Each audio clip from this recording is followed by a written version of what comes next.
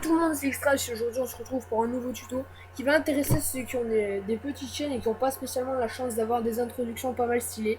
Et donc là ça va être un tuto pour faire des introductions facilement, rapidement et gratuitement sur un site anglais qui s'appelle Flixpress. Donc c'est très simple, il faut vous inscrire. Donc là vous cliquez sur Register, excusez-moi. Une fois que vous avez cliqué là-dessus, vous mettez les informations normales.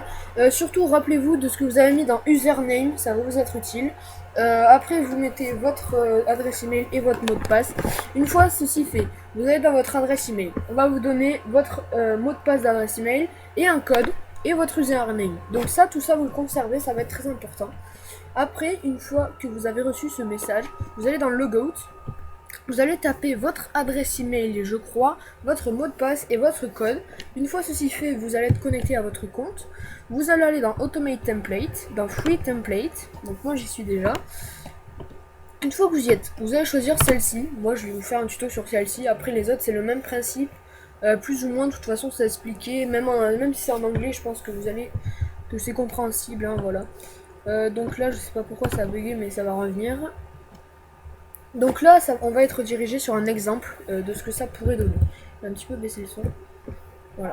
Donc, ça, c'est un exemple. Voilà. On va aller sur Next. Donc, je suis désolé, mon ordi, il est quand même pas mal long.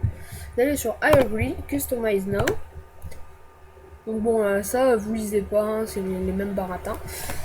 Et là, donc là, c'est très simple. Là, à droite, toute la partie à droite, vous allez rien toucher.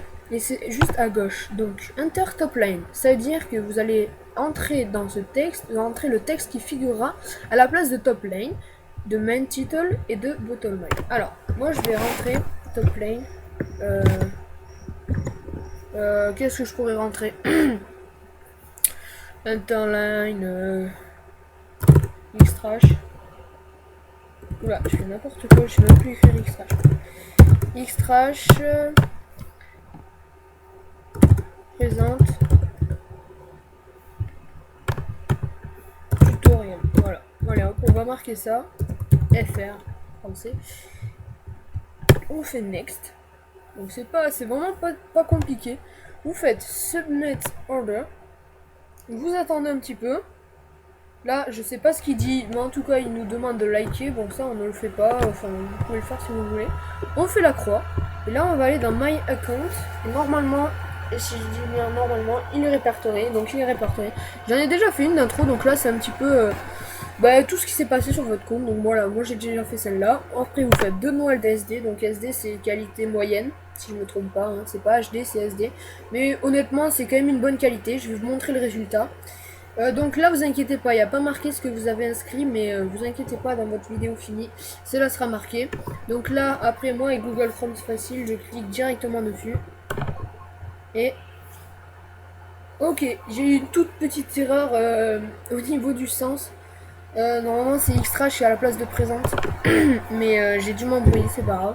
Bon, en tout cas, voilà, ça donne ce petit résultat. Et avec Windows Movie Maker, excusez-moi. C'est pas très dur de les superposer avec votre vidéo. Je ferai un petit tuto pour mettre l'intro devant une vidéo avec Windows Movie Maker.